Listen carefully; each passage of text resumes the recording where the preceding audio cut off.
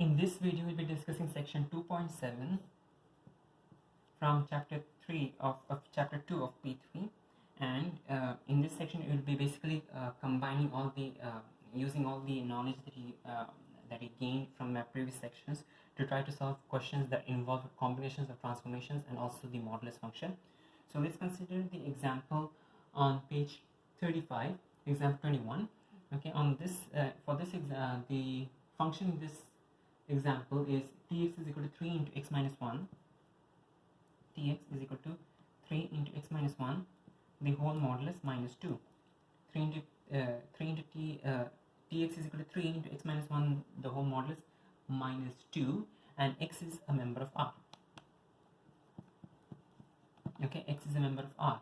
Now let's sketch this function. In the first part, let's sketch this function. So notice that you have got tx is equal to 3 into x minus 1. Okay, now where do you start from? Let's start with the graph for x. Okay, let's start with the graph for x. Okay, so the graph for x, if you notice, in the graph for x,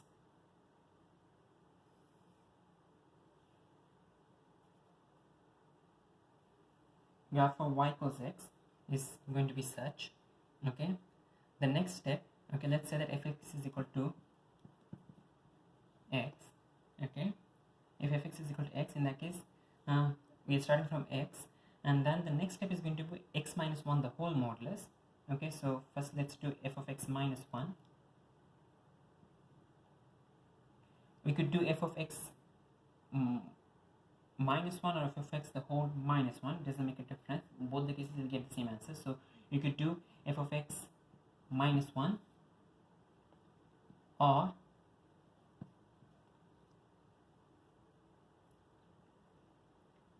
let's continue with f of x minus 1. Okay, so let's do this one. Okay, this is equal to x minus 1. Okay, if you remember from our previous video, we were discussing when we were discussing how to solve this kind of how to deal with this kind of transformations. Okay, the order that we are following which we'll be able to prevent any kind of errors. Okay, first do the horizontal translation, then we do the horizontal stretch, then do the vertical stretch, and then do the vertical translation. Okay, so here we'll follow the same method. We'll do the horizontal translation first. Okay, then we'll do the horizontal stretch. We don't have a horizontal stretch over here, notice it is just x minus 1. Okay, and then we'll do the vertical stretch, which is 3, and then we'll do the vertical translation, which is minus 2. Okay, so let's continue. F of x minus 1 is equal to x minus 1. From there we can do f of x minus 1 the whole modulus, or f of x minus 1 the whole modulus. This is equal to x minus 1 the whole modulus. So you could do, I mean, in this case actually it doesn't make a difference. You could do the modulus inside or the modulus outside, doesn't make much of a difference. Okay, both of them will be correct. Okay, so f of x minus 1 the whole modulus is equal to x minus 1 the whole modulus. Then we multiply the entire thing by 3.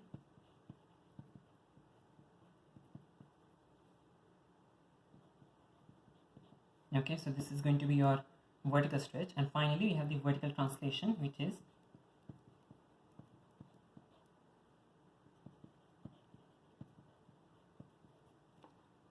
okay. So from x we move on to x minus 1. From x minus 1 we move on to x minus 1 the whole modulus.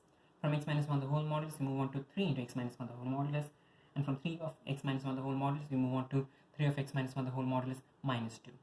So now the first step, okay, the first step from x to x minus 1 is going to be, the first step from f of x to f of x minus 1 is going to be a horizontal translation of plus 1 unit. Okay, then we're going to do horizontal translation plus 1 unit. Then you're going to do from f of x minus 1 to f of x minus 1 the whole modulus. So that is going to be modulus, flip everything below the x-axis to the to above the x-axis, so modulus flip. Okay, everything below goes above, so that's the modulus flip. Then we do from f of x minus 1 the whole modulus, we move on to 3 into f of x minus 1 the whole modulus. That is going to be a vertical stretch of factor 3. And finally from here to here, I forgot to mention minus 2 here. That is going to be a vertical translation of minus 2. Okay, so you have four steps to do over here. So let's do the first step, h of t plus 1. Okay, this entire graph is going to move right 1 unit. Okay, so we get this graph. Okay, this is going to be minus 1, this is going to be 1. And then the second step is to do the modulus flip. Okay, you have to because you're doing the modulus of the entire function, everything negative becomes positive then. So this thing cancels out, we get this flip. This is going to be 1. Okay, then we're going to do a vertical stretch of 3. So everything has its y coordinate multiplied with 3. So 1 remains the same, but this 1 becomes 3. And finally, the entire graph moves downwards 3 units. Okay, so since the entire graph moves downwards 3 units, this 1 is also going to move downwards 3 units. This 3 is going to move downwards 2 units, excuse me. This 1 is going to move downwards 2 units. This 3 is also going to move downwards 2 units. And thus the final graph is going to be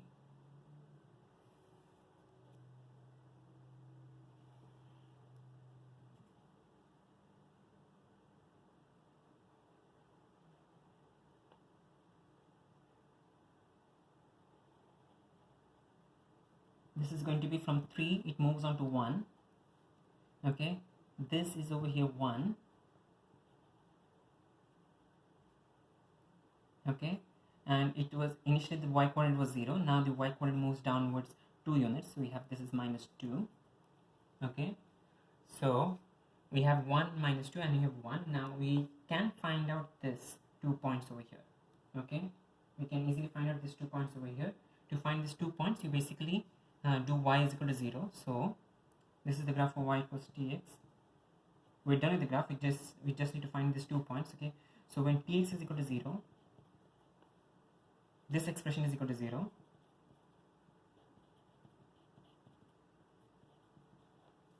Solve the equation, you get x minus 1 the whole modulus is equal to 2 by 3. Okay, therefore either x minus 1 is equal to 2 by 3 or minus of x minus 1 is equal to 2 by 3. Okay, because you have the modulus, okay, you need to be careful with the modulus. Either x minus 1 is going to be 2 by 3 or minus of x minus 1 is going to be 2 by 3. So the first answer, the first solution is going to give you 5 by 3 for this point. And the second one is going to give you minus x plus 1, minus 3, 1 by 3 for this point. Okay, so yeah, we are done with this. We applied 4 different transformations to a graph. Okay, now the next thing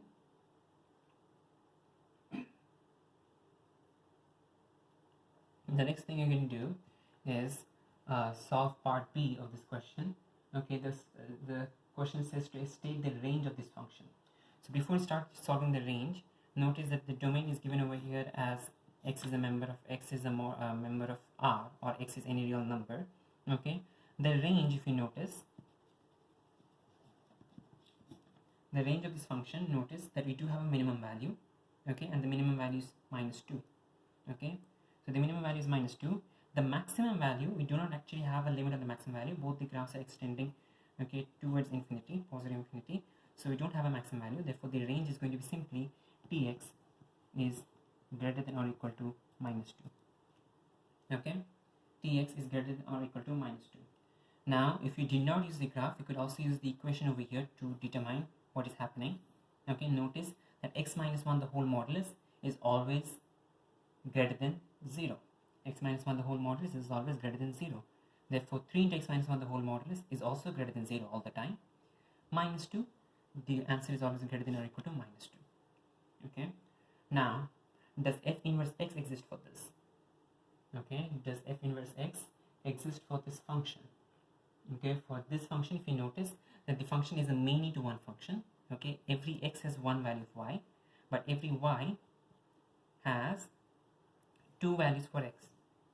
Okay, so since this is a many to one function, okay, tx is many to 1, therefore t inverse of x does not exist. Okay, because inverses can only exist for one-to-one functions. Now let's consider the next part of this question. For this part we are having to solve the equation tx is equal to half of x plus 3. Okay, so let's say that you want to solve t of x is equal to half of x plus 3. Okay, to solve this equation t of x is equal to half of x plus 3, first let's try to draw the graph of half of x plus 3 on this graph. Okay, so to help us visualize what's happening here, and notice that half of x plus 3 is a straight line with intercept 3 and gradient half. So it is going to be 3 here, it is above 1, and its gradient is half, which is, notice that half is less steep than 3. Okay, we have 3x here. Okay, so this is definitely less steep than that. So we have this very gentle slope graph,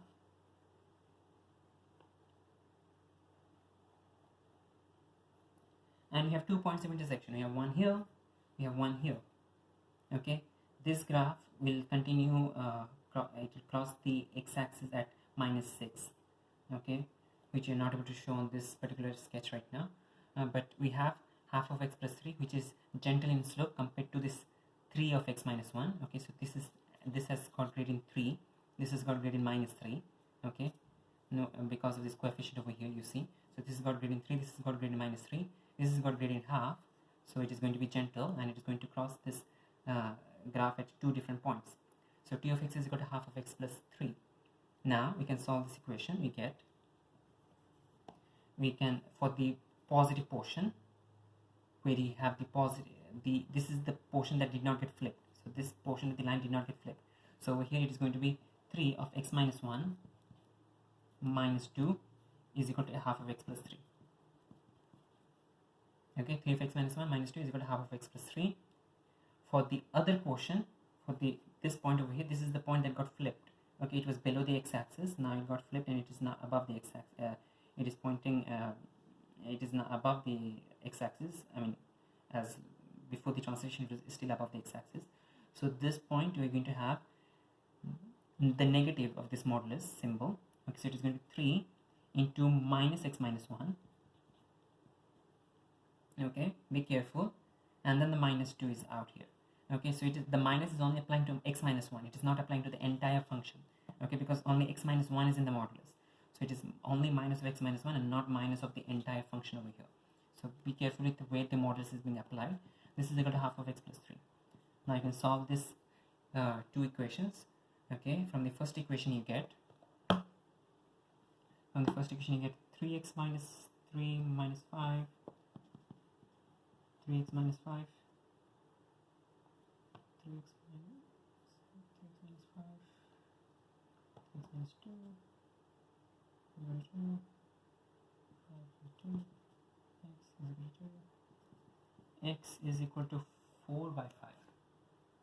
X is equal to, excuse me, so we have 3x minus 3 minus 2, which is 3x minus 5, 3x minus 5 minus 8, excuse me, 5 minus 8.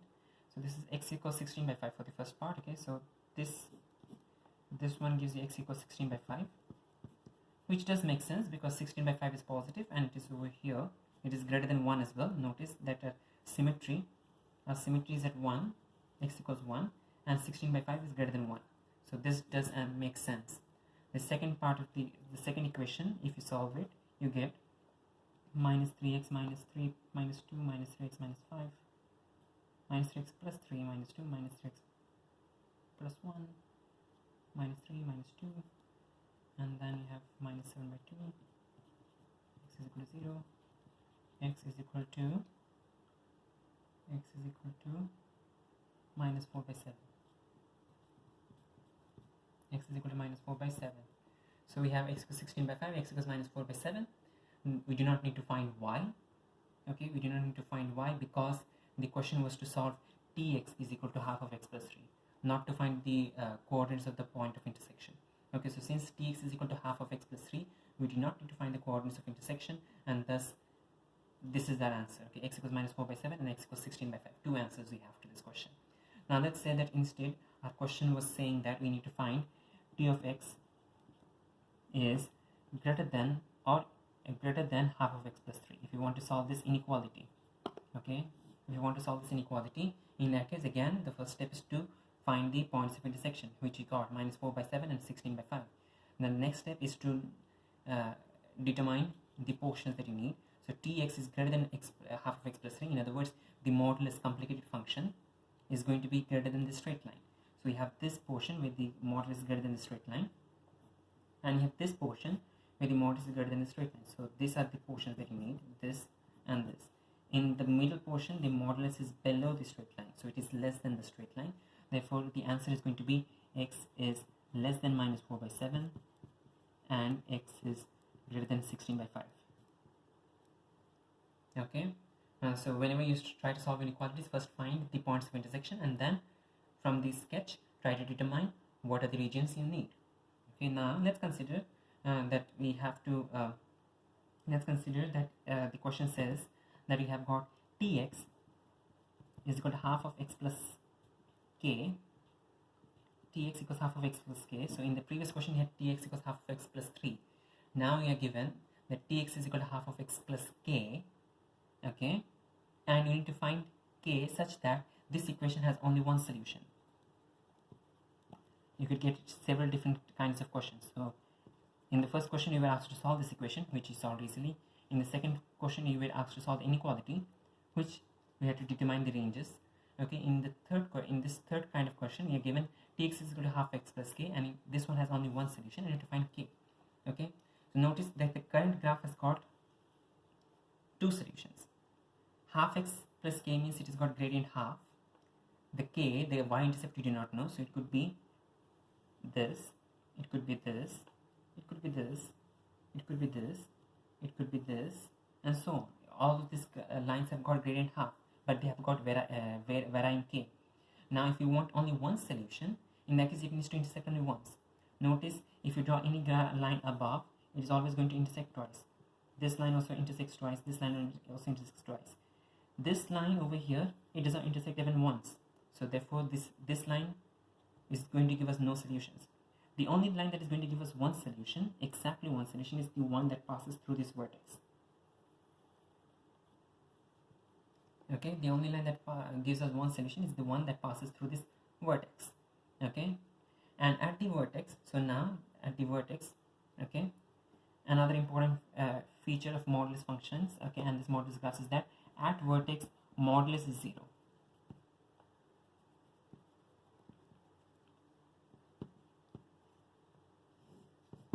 Okay, so at the vertex modulus is 0. We are not saying that the entire function is 0. We are not saying that tx is 0. We are saying that the modulus only is 0. So x minus 1, the whole modulus is 0. So at the vertex, okay, at the vertex, what is tx then? At the vertex, x is equal to 1. Okay, at vertex over here, x is equal to 1, and y is equal to, since the modulus is 0, this is going to be 3 into 0. Okay, your modulus is 0 again, so x minus 1, the whole modulus is 0. 3 into 0 minus 2, which is equal to minus 2. Okay, now since this vertex is also lying on the line half of x plus k, we can substitute this. Tx is equal to half of x plus k becomes minus 2 is equal to half x, which is half into 1, plus k. Solve the equation, you get k is equal to minus 5 by 2. Okay, so if the question says that find the value for k, in that case just write down k equals minus 5 by 2. If it says to rewrite the equation, in that case the equation is going to be half x minus 5 by 2. Okay, so again repeating what we did over here, in this case they asked us that it has got only one solution. Okay, if it has got only one solution, in that case the straight line needs to pass through the vertex. Okay, now at the vertex x is equal to 1. We already knew that because we drew the curve, you drew the graph. Okay, and at vertex, just for future reference, at vertex the modulus is always 0. At the vertex modulus is always 0. Okay, so this is y is going to be 3 into 0 minus 2, which is minus 2. Okay, now substitute into the equation tx equals half x plus k. So tx is equal to minus 2 is equal to half into 1 plus k equals minus 5 by 2, y equals half x minus 5 by 2. Now let's say that a fourth version of this question says that tx equals half x plus k does not have any solutions. Okay, if tx equals half x plus k does not have any solutions, in that case what is the range of values for k? Okay, so again we'll start from the same step. Okay, if the line passes through the vertex, we have only one solution, and that is when k equals minus 5 by 2. What happens when k is less than minus 5 by 2? When k is less than minus 5 by 2, okay, when k is less than minus 5 by 2, the line is going to be below the vertex, and therefore will have no intersections and therefore no solutions. So if you have k is less than minus 5 by 2, in that case you have no solutions. On the other hand, if k is greater than minus 5 by 2, in that case the graph is going to be above the vertex. This straight line is going to cross it above the vertex, and you're going to have two solutions. Okay, so again, whenever you're doing this kind of questions, you need to approach them step by step. Okay, in this question you were asked tx equals half x plus 3, and you were asked to find the inequalities. So you found the points of intersection and you determined the ranges acceptable. That was a different inequality question. In this case, you were given a different inequality question. You were given that tx equals half x plus k does not have any solution. So for that, does not have any solution means it is not going to cross the graph at all. Okay, to find the range, first find the one solution meeting point, the one solution point. Okay, over here k is equal to minus 5 by 2. Therefore, for no solution, k needs to be less than minus 5 by 2, and for two solutions, k needs to be greater than minus 5 by 2. Okay, you could have all these kinds of questions in questions relating to models, functions, and transformations.